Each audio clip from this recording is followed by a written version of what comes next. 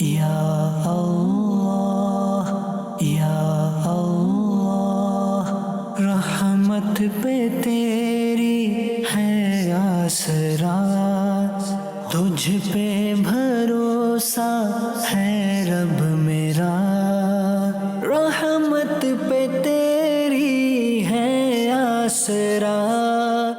الحمدللہ رب العالمین والصلاة والسلام علی سید الانبیاء والمرسلین، اما بعد فاعوذ باللہ من الشیطان الرجیم، بسم اللہ الرحمن الرحیم، الصلاة والسلام علیک یا رسول اللہ وعلی آلک واصحابک یا حبیب اللہ۔ مدنی چینل کے ناظرین، ایک مرتبہ پھر آپ کے لیے سلسلہ قرآن میں ذکر کردہ حیوانات لیے حاضر ہیں۔ اپنے سلسلے میں ہم ان حیوانات کا ذکر کرتے ہیں جو قرآن مجید میں مذکور ہیں، مچھلی، شہد کی مکھی، گائے، اونٹ اور دیگر حیوانات۔ آج جس حیوان کا ہم ذکر کرنے جا رہے ہیں، عربی میں اسے نحل کہا جاتا ہے، اور اس نحل سے ایک مکمل صورت قرآن میں موجود ہے۔ نحل عربی زبان میں شہد کی مکھی کو کہا جاتا ہے۔ اس صورت کو نحل اس لیے کہا جاتا ہے چونکہ اس صورت کی آیت نمبر 68 کے اندر اللہ رب العالمین نے شہد کی مکھی کا ذکر کیا ہے۔ وہ مکمل سنیں گے۔ آئیے درود پاک کی فضیلت اپنے پروگرام میں شامل کرتے ہیں۔ مولانا روم رحمۃ اللہ تعالی علیہ نے مثنوی شریف میں ایک حکایت نقل کی۔ آپ فرماتے ہیں کہ ایک مرتبہ نبی پاک صلی اللہ علیہ وآلہ وسلم نے شہد کی مکھی سے دریافت فرمایا کہ اے شہد کی مکھی، بتا تو شہد کیسے بناتی ہے؟ وہ عرض گزار ہوئی کہ ہم پھولوں اور پھلوں کا رس چوستی ہیں اور اسی کو چوس کر آ کر اپنے چھتوں میں اگل دیتی ہیں تو اس میں شہد کی مٹھاس آ جاتی ہے۔ نبی پاک علیہ الصلوۃ والسلام نے استفسار فرمایا، پھولوں کا رس تو پھیکا ہوتا ہے، پھر شہد کی مٹھاس کہاں سے آتی ہے؟ تو مولانا روم رحمۃ اللہ تعالی علیہ نے اس مکھی کے جواب کو ایک شعر کے اندر لکھا ہے۔ آپ رحمۃ اللہ تعالی علیہ نے فرمایا کہ اس شہد کی مکھی نے آگے سے یہ جواب دیا، گفت چوں خانیم بر احمد درود، می شبد شیریں و تلخی را ربود، یعنی اللہ رب العالمین نے ہمیں یہ بات سکھا دی ہے کہ ہم نبی پاک صلی اللہ علیہ وآلہ وسلم پر درود پاک پڑھتی ہوئی پھولوں اور پھلوں کا رس چوس کر واپس اپنے چھتے کی طرف آتی ہیں۔ اس درود ہی کی برکت سے ان پھیکے پھولوں کے رسوں میں بھی شہد کی مٹھاس آ جاتی ہے۔ لانے میں کمال ہے نہ ان پھلوں کے رس میں کمال ہے، کمال درود پڑھنے سے آتا ہے۔ درود ایک پھیکے رس کے اندر بھی مٹھاس پیدا کر دیتا ہے۔ جو شخص درود پڑھے تو اس کی پھیکی زندگی بھی خوشیوں سے میٹھی ہو جائے گی۔ جو درود پڑھے اس کی زندگی بھی خوشگوار ہو جائے گی۔ جو درود پڑھے اس کے لیے دنیا بھی سنور جائے گی، آخرت میں بھی بیڑا پار ہو جائے گا۔ نبی پاک صلی اللہ تعالی علیہ وآلہ وسلم پر درود پاک پڑھنا اپنے شب و روز کے معمولات میں شامل کر لیجئے۔ ایک مرتبہ درود پڑھیے، صلو علی الحبیب صلی اللہ تعالی علی محمد صلی اللہ تعالی علیہ وآلہ وسلم۔ قرآن مجید فرقان حمید کی سورہ نحل کی آیت نمبر 68 کے اندر اللہ رب العالمین نے ارشاد فرمایا، وَأَوْحَى رَبُّكَ إِلَى النَّحْلِ أَنِ اتَّخِذِي مِنَ الْجِبَالِ بُيُوتًا وَمِنَ الشَّجَرِ وَمِمَّا يَعْرِشُونَ، اور تمہارے رب نے شہد کی مکھی کو الہام کیا کہ پہاڑوں میں گھر بنا اور درختوں میں اور چھتوں میں، ثُمَّ كُلِي مِن كُلِّ الثَّمَرَاتِ فَاسْلُكِي سُبُلَ رَبِّكِ ذُلُلًا، پھر ہر قسم کے پھل میں سے کھا اور اپنے رب کی راہیں چل کہ تیرے لیے نرم و آسان ہیں۔ يَخْرُجُ مِن بُطُونِهَا شَرَابٌ مُخْتَلِفٌ أَلْوَانُهُ فِيهِ شِفَاءٌ لِلنَّاسِ إِنَّ فِي ذَلِكَ لَآيَةً لِقَوْمٍ يَتَفَكَّرُونَ، اس کے پیٹ سے ایک پینے کی چیز رنگ برنگ نکلتی ہے جس میں لوگوں کی تندرستی ہے، بے شک اس میں نشانی ہے دھیان کرنے والوں کو۔ اس آیت مبارکہ میں اللہ رب العالمین نے اس بات کا بیان فرمایا ہے کہ مالک کریم نے اس چھوٹی سی شہد کی مکھی کو اس کے دل میں الہام کیا اور اسے وہ کچھ سکھایا ہے کہ چھوٹی سی مکھی جاتی ہے، پھولوں سے رس چوستی ہے اور پھر واپس آ کے اپنے چھتے میں اسے شہد بناتی ہے۔ پھر ان کا ایک نظم و ضبط ہے، وہ انشاءاللہ آگے سنیں گے، اور اس میں آگے جو مشروب ان کے منہوں سے نکلتا ہے اور شہد کی صورت اختیار کرتا ہے، اس کے بارے میں اللہ پاک نے فرمایا، فیہ شفاء للناس، اس میں لوگوں کے لیے شفا ہے۔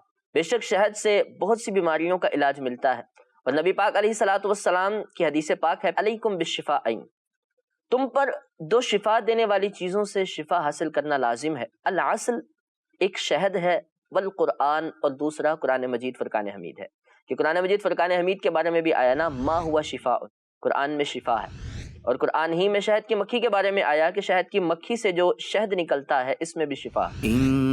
إن في ذلك لآية لقوم يتفكرون۔ بے شک اس میں نشانی ہے دھیان کرنے والوں کو۔ اگر انسان غور و فکر کرے تو ایک چھوٹی سی مکھی ہے، وہ کس طرح نظم و ضبط سے صبح کے وقت اپنے چھتوں سے نکلتی ہیں، ایک نہیں سینکڑوں کی تعداد میں اڑتی ہیں، ایک ساتھ اڑتی ہیں، اور دیکھا جائے پہلے تو وہ کیسے چھتا بناتی ہیں، ایک مسدس شکل میں چھتا بناتی ہیں اور بالکل دکھنے میں ایک جیسا نظر آتا ہے۔ اور پھر اگر اس آیت مبارکہ کی ترتیب کو دیکھیں تو اللہ رب العالمین نے جیسے اسے حکم دیا چھتا بنانے کا کہ سب سے زیادہ پہاڑوں میں شہد کی مکھیوں کے چھتے ملتے ہیں، پھر اس کے بعد دوسرے نمبر پہ درختوں پر ان کے چھتے ملتے ہیں، اور آخر میں تیسرے نمبر پر جو چھتے نظر آتے ہیں وہ گھروں کی چھتوں میں نظر آتے ہیں۔ تو اس حکم ربی پر بھی عمل کیا، اور پھر ساتھ ہی وہ کس خوبصورت انداز سے مسدس شکل کے اندر شہد کا چھتا بنایا کہ یہ شہد کے چھتا دیکھنے میں ہر طرف سے ایک جیسا نظر آتا ہے، اور اس کے اندر داخل ہونے والے راستے بھی ایک جیسے ہیں، لیکن اللہ نے اس چھوٹی سی مکھی کو اتنی ذہانت دی ہے کہ وہ کبھی بھی کسی دوسرے داخلی راستے سے اندر داخل نہیں ہوتی، ہمیشہ اپنے ہی سمت سے جاتی ہے۔ ثم كلي من كل الثمرات فاسلكي سبل ربك ذللا۔ پھر ہر قسم کے پھل میں سے کھا اور اپنے رب کی راہیں چل کہ تیرے لیے نرم و آسان ہیں۔ یہ شہد کی مکھی جتنی دور مرضی نکل جائے رس چوسنے کے لیے، لیکن کبھی اپنا چھتے کا راستہ نہیں بھولتی ہے، واپس اپنے چھتے میں آ جاتی ہے۔ یہ راستے اس کے لیے آسان ہو گئے ہیں، چاہے وہ کتنی ہی دور کیوں نہ چلی جائے، کبھی چھتا نہیں بھولتی ہے۔ نبی مکرم صلی اللہ تعالی علیہ وآلہ وسلم کی احادیث طیبہ میں شہد کی فضیلت بھی آتی ہے۔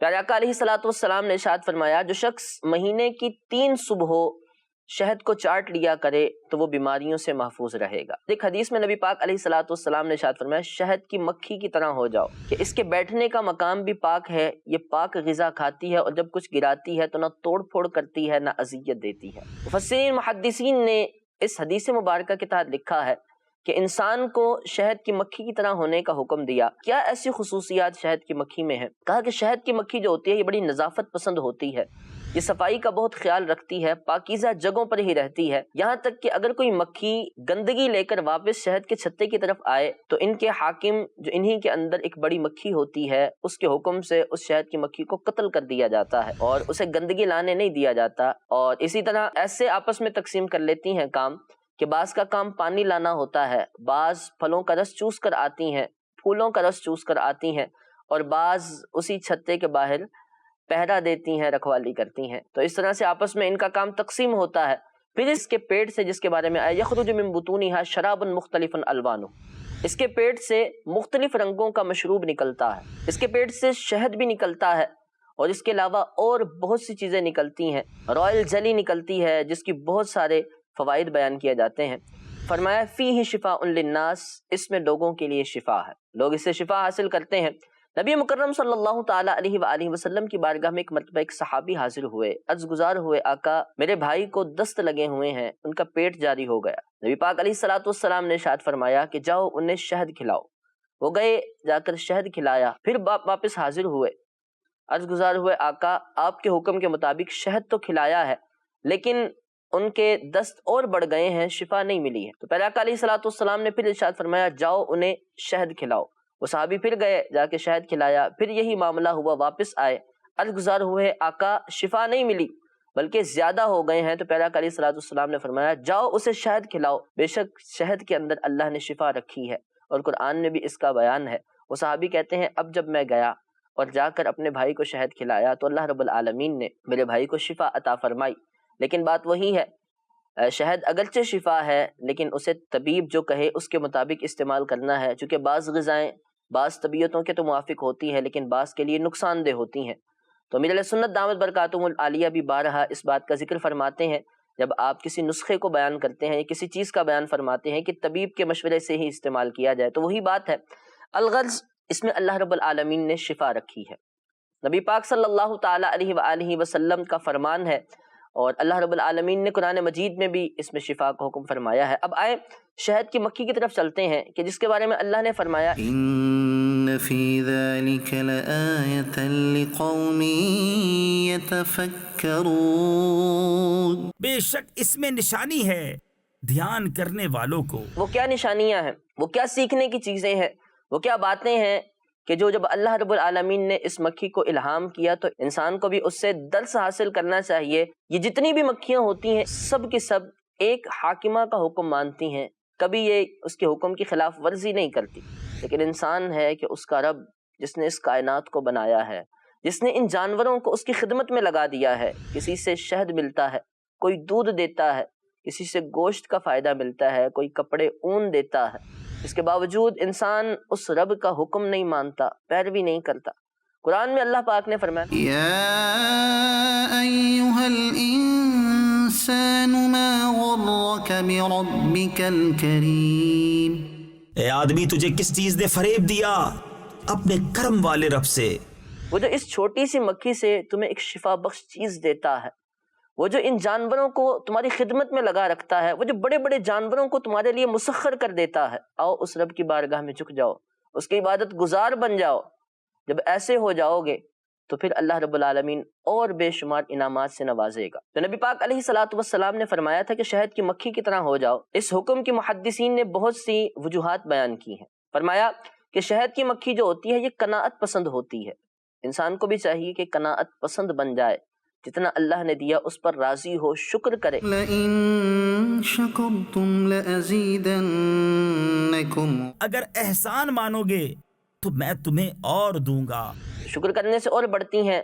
کہا انسان کو اس سے قناعت کا درس سیکھنا چاہیے، اس جیسی قناعت کرنی چاہیے۔ پھر کہا کہ شہد کی مکھی کی طرح ہو جاؤ، تو کہا اس کی وجہ یہ ہے کہ یہ ایک حاکم کا کہنا مانتی ہیں، ہمیشہ اس حاکم کی پیروی کرتی ہیں۔ انسان بھی اپنے حاکم رب کریم کا کہنا مانے۔ حکم ہوا شہد کی مکھی کی طرح ہو جاؤ، چونکہ یہ مکھی اپنی عاقبت کا لحاظ رکھتی ہے۔ کہا جاتا ہے کہ یہ ان دنوں میں جب پھل اور پھول نہیں کھلتے، نہیں بنتے، تو ان دنوں میں بھی اس نے اپنے لیے غذا سٹور کی ہوتی ہے، فراہم کی ہوتی ہے، اور بعد میں یہ اپنے اس شہد ہی میں پانی بھی ملا دیتی ہے تاکہ گزر بسر ہو جائے۔ وہ اپنی عاقبت کا خیال رکھتی ہے، لیکن انسان عاقبت کو بھول بیٹھا ہے۔ وہ بھول بیٹھا ہے یہ دار فانی ہے، اس سے دار بقا کی طرف جانا ہے۔ وہ بھول بیٹھا ہے کہ اس دنیا میں کچھ پل، کچھ لمحہ، کچھ عرصہ گزارنا ہے، پھر وہی آخرت، وہی دار بقا ہے، وہیں کی زندگی دائمی ہے۔ بزرگان دین کا یہ تو انداز ہوا کرتا تھا کہ وہ ان چھوٹی سی چیزوں سے بھی اپنی آخرت کو یاد کر لیا کرتے تھے، وہ ان چھوٹی سی چیزوں کو بھی دیکھ کر آخرت کا سامان کر لیا کرتے تھے، ان سے عبرت حاصل کرتے تھے۔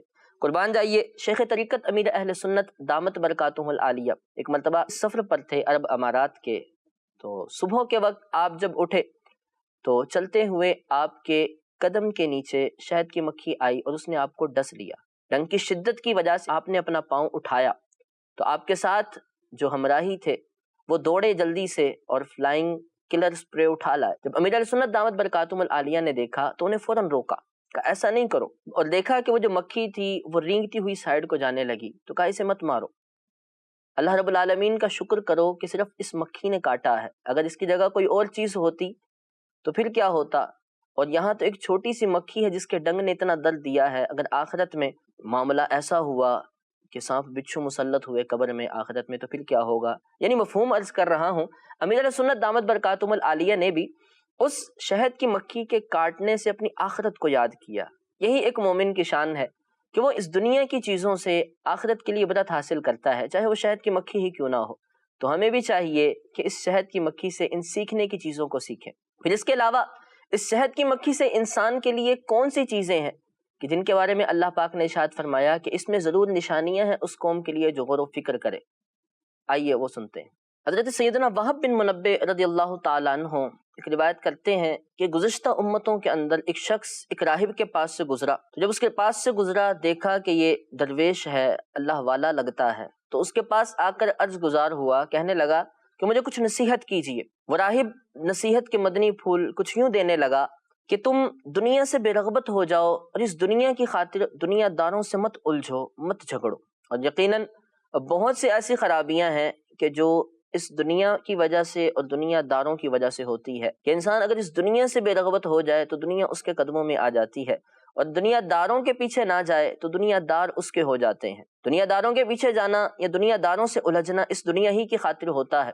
وہ یہ سوچ لے کہ جس دنیا کی خاطر میں ان دنیا داروں سے الجھ رہا ہوں یہ دنیا بھی تو فانی ہے۔ وہ یہ سوچ لے کہ یہ دنیا دار مجھے فائدہ دیں بھی تو کس حد تک دیں گے، کہ ان سے الجھنے کا مجھے کس حد تک فائدہ ہو سکتا ہے۔ اگر یہ سوچ کر وہ ان سے الجھنا چھوڑ دے تو دنیا دار اس کے ہو جائیں گے، اور دنیا دار اس کے ہو گئے تو دنیا بھی اس کی ہو جائے گی۔ آگے پھر اس راہب نے کہا کہ تم شہد کی مکھی کی طرح ہو جاؤ۔ اب بعض تو تشبیہات میں نے ذکر کی کہ کیوں کہا گیا شہد کی مکھی کی طرح ہو جاؤ۔ ایک وجہ اس کی یہ بھی بیان کی جاتی ہے کہ چونکہ شہد کی مکھی جو ہوتی ہے یہ ہمیشہ لوگوں کو فائدہ دیتی ہے، اس سے شہد ہی ملتا ہے، اگرچہ بعض اوقات ڈنک بھی مارتی ہے لیکن وہ اپنے دفاع اپنی حفاظت کے لیے مارتی ہے، لیکن اس سے جو فائدہ حاصل ہوتا ہے وہ بہت بڑا ہے، شہد سا فائدہ ہے کہ جو کسی اور چیز سے حاصل نہیں ہوتا ہے۔ چھوٹی سی شہد کی مکھی انسان کو اتنا بڑا فائدہ دیتی ہے۔ بعض دانہ کا قول یہ بھی ملتا ہے کہ شہد کی مکھی کی طرح ہو جاؤ، دیمک نہ بنو، یعنی آپ کی ذات سے جب بھی کسی کو حاصل ہو تو فائدہ ہی ہو، کسی کو آپ سے نقصان نہ ملے، کسی کو آپ سے ضرر نہ پہنچے۔ جس طرح دیمک یہ ضرر دیتا ہے اور شہد کی مکھی فائدہ دیتی ہے، تو شہد کی مکھی بن جاؤ، دیمک نہ بنو۔ اور پھر اگر فائدہ دینے کی بات کریں تو میرے پیارے آقا علیہ الصلوۃ والسلام نے ارشاد فرمایا خیر الناس من ينفع الناس، لوگوں میں بہترین وہ ہے کہ جو لوگوں کو نفع پہنچانے والا ہے۔ خیریت کا مدار لوگوں کو نفع دینے سے ہے، اور جو شخص لوگوں کا بھلا چاہتا ہے تو اس کے ساتھ بھی بھلائی ہوتی ہے، لوگ اس کے ساتھ بھی اچھا سلوک ہی کرتے ہیں، پھر یہ لوگوں میں اور زمانے میں معزز ہو جاتا ہے۔ یہ وہ ہو جاتا ہے کہ جو مرجع الخلائق بن جاتا ہے، یہ وہ ہو جاتا ہے جس کے پاس لوگ بیٹھنا پسند کرتے ہیں، یہ وہ ہو جاتا ہے کہ جسے دیکھ کر لوگ خوش ہوتے ہیں، جس کے ساتھ لوگ تکلم کرنا بھی اپنے لیے سعادت سمجھتے ہیں۔ کیوں؟ کیونکہ یہ انہیں فائدہ پہنچاتا ہے، اور جو دوسروں کو فائدہ پہنچائے اللہ رب العالمین اسے فائدہ پہنچاتا ہے۔ اور ایک حدیث پاک کا مفہوم ہے واللہ فی عون العبد ما کان العبد فی عون اخیہ، انسان کہے کہ میں دوسروں کو فائدہ پہنچاتا رہوں تو اپنے کام کب کروں گا، مجھے کون فائدہ پہنچائے گا، یا میرے لیے اپنے سامان اور اپنے کام کس طرح ہوں گے؟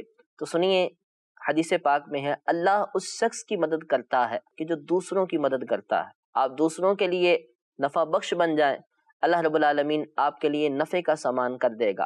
آپ دوسروں کو فائدہ دے دیں، پروردگار عالم آپ کے لیے مدد کا سامان کر دے گا، اور آپ کے معاملات خود بخود حل ہونے لگ جائیں گے، شرط یہ ہے کہ دوسروں کو فائدہ دینے لگ جائے۔ اب آئیے بات کرتے ہیں کہ اس کے علاوہ مکھی کے اندر اور کون سی ایسی باتیں پائی جاتی ہیں کہ جس میں اگر غور و فکر کرنے والا، تفکر کرنے والا سوچے، تدبر کرے تو اسے اپنی زندگی کے لیے بہترین چیزیں مل جائیں گی، وہ اپنی زندگی کو بہترین انداز سے گزار سکے گا۔ تو آئیے سنتے ہیں۔ کہا جاتا ہے ان مکھیوں کی جو سردار ملکہ ہوتی ہے، دوسری مکھیوں کے پاس تو ڈنک ہوتا ہے لیکن وہ بے ضرر بے ڈنک ہوتی ہے، کسی مکھی کو بھی اذیت نہیں دیتی ہے۔ یہی وجہ ہے کہ وہ ایک مکھی ایک ملکہ ہوتی ہے اور تمام مکھیاں اس کا کہنا مانتی ہیں، وہ بے ضرر ہوتی ہے۔ یہاں سے اس بات کو لکھا گیا کہ انسان کو بھی بے ضرر ہو جانا چاہیے۔ جب انسان بے ضرر ہو جاتا ہے، جب کسی کو نقصان نہیں پہنچاتا ہے، بہت مرتبہ انسان کو منصب ملتا ہے، عہدہ ملتا ہے، کسی بڑے مقام پر فائز ہوتا ہے، تو دیکھا جاتا ہے کہ وہ خود کو بڑا سمجھ کے دوسروں کے ساتھ برا سلوک کرنے لگتا ہے، وہ خود کو بڑا سمجھ کے دوسروں کے ساتھ اچھا رویہ اختیار نہیں کرتا ہے۔ وہ یہ بھول جاتا ہے جس نے مجھے یہ منصب دیا ہے وہ رب تو بہت بڑا ہے، ساری دنیا پر حکومت کرنے والی ذات اللہ رب العالمین کی ذات ہے، وہ گرفت فرمائے تو کون چھڑا سکتا ہے؟ ان بطش ربک لشدید، بے شک تیرے رب کی گرفت بہت سخت ہے۔ وہ اللہ رب العالمین اگر مجھے اس بات پر گرفت فرما لے کہ میں نے ان پر ظلم کیا ہے تو کوئی بچانے والا نہیں ملے گا۔ تو کہا کہ جو شخص بے ضرر ہو، حاکم ہو تو حاکم کو بے ضرر ہونا چاہیے۔ جیسے یہ شہد کی مکھی ہوتی ہے، ان کی ملکہ میں ڈنک نہیں ہوتا تو ساری کی ساری مکھیاں اس کی گرویدہ ہو جاتی ہیں، اور کہا جاتا ہے کہ چونکہ وہ بڑی ہوتی ہے ان سے سائز میں اور اس کا کام چھتے کے اندر ہی رہنا ہوتا ہے، کبھی وہ ایسے باہر دورے پر نکلنا چاہے اور اس سے اڑا نہیں جاتا تو یہ شہد کی مکھیاں اسے اپنی پیٹھ پر سوار کر لیتی ہیں۔ اس کے اچھے رویے کی وجہ سے، اس کے بے ضرر ہونے کی وجہ سے یہ اسے اپنی پیٹھ پر سوار کر کے اسے دورے پر لے جاتی ہیں۔ تو وجہ وہی ہے، بے ضرر ہے۔ انسان کو بے ضرر ہو جانا چاہیے اور جتنا ہو سکے دوسروں کو اپنی ذات سے نفع پہنچانے والا ہو جانا چاہیے۔ فیہ شفاء للناس، اس میں لوگوں کے لیے شفا ہے۔ شہد کی مکھی سے حاصل ہونے والی چیز ویسے تو بہت سی ہیں، جن میں سے موم انسان اس سے حاصل کرتا ہے، جس سے موم بتیاں بنتی ہیں اور جسے جلانے کے کام میں استعمال کیا جاتا ہے۔ یہ انسان کو روشنی کا فائدہ دیتا ہے، اور پرانے زمانے میں اسے بطور خاص جلانے کے لیے استعمال کیا جاتا تھا۔ آج تو ویسے بہت سی چیزیں روشنی کے لیے مل جاتی ہیں۔ اس کے علاوہ شہد حاصل ہوتا ہے، جس کے میں نے کچھ فضائل اور فوائد بیان کیے، اور اسی کے ساتھ ساتھ ایک اور چیز جو اس شہد کی مکھی سے حاصل ہوتی ہے، رائل جیلی یعنی شاہی موم۔ یہ وہ چیز ہے کہ جو مکھیوں کے گلے کے اندر موجود ایک لعاب یا ایک لیکوڈ ہوتا ہے، جسے یہ اپنی جو ملکہ ہوتی ہے اس کے لیے بناتی ہیں، اور یہ پھر ملکہ اسے لے لیتی ہے، اور ان شہد کی مکھیوں میں صرف ملکہ وہ ہوتی ہے کہ جو بچے پیدا کرتی ہے، اور کہا جاتا ہے چونکہ ملکہ کے پاس جب یہ رائل جیلی آ جاتی ہے، شاہی موم آ جاتا ہے، اور وہ اپنے بچوں کو کھلاتی ہے، تو بہت تیزی کے ساتھ یہ بچے گروتھ کرتے ہیں، بڑھتے ہیں۔ اور اس چیز کو بہت سی ادویات میں بھی استعمال کیا جاتا ہے، خاص طور پر جسم کی گروتھ اور کمزوری وغیرہ کے لیے اسے بہت استعمال کیا جاتا ہے، اور بہت زیادہ فائدہ مند بھی یہ حاصل ہوتا ہے۔ تو یہ چیزیں اللہ رب العالمین اس چھوٹی سی مکھی سے انسان کو عطا کرتا ہے۔ اللہ رب العالمین کا شکر ہے، اس کی بے شمار نعمتیں ہیں، ہر آن، ہر لحظہ، ہر گھڑی اس کی نعمتیں بڑھتی جاتی ہیں۔ انسان ناشکرا ہے، انسان بھول جاتا ہے، انسان شکر کرنا اپنی زبان پر نہیں لاتا ہے، وہ بھول جاتا ہے کہ جو ہر آن ہر لحظہ اسے نعمتیں دے رہا ہے، وہ پروردگار فرماتا ہے شکر کرو اور بڑھا دوں گا، اور نعمتوں میں اضافہ ہو جائے۔ اللہ رب العالمین ہم سب کو اپنے رب کا شاکر بنائے۔ آئیے اب چلتے ہیں خوابوں کی تعبیر کی طرف۔ اگر کسی شخص نے شہد کی مکھی کو خواب میں دیکھا تو کہا جاتا ہے کہ یہ اس کے لیے تھوڑی خطرے کی علامت ہے، اسے نقصان ہو سکتا ہے، اسے چاہیے کہ وہ صدقہ وغیرہ کر دے۔ اور اگر کسی نے شہد کے چھتے کو دیکھا اور یہ دیکھا کہ وہ اس سے شہد نچوڑ رہا ہے، تو اس کے بارے میں لکھا ہے کہ وہ اس کے لیے مال کی کثرت کی ایک علامت ہے، اسے مال ملنے والا ہے۔ اور کہا کہ اگر کسان شہد کی مکھی کو دیکھ لے یا چھتے کو دیکھ لے تو یہ اس کے لیے خیر کی علامت ہے، یعنی اس کی فصل اچھی ہونے والی ہے، اس سال اسے فائدہ ہونے والا ہے۔ اللہ رب العالمین ہم سب کو قرآن مجید پڑھنے، سیکھنے، سمجھنے کی توفیق عطا فرمائے۔ اس پاک کتاب کو اپنی زندگی کے لیے مشعل راہ بنا کر اپنی آخرت اور زندگی سنوارنے کی توفیق عطا فرمائے۔ آمین بجاہ نبی الامین صلی اللہ علیہ وسلم۔ صلو علی الحبیب صلی اللہ تعالی علی محمد۔ یا اللہ یا اللہ، رحمت پہ تیری ہے آسرا، تجھ پہ بھروسہ ہے رب میرا، رحمت پہ تیری ہے آسرا،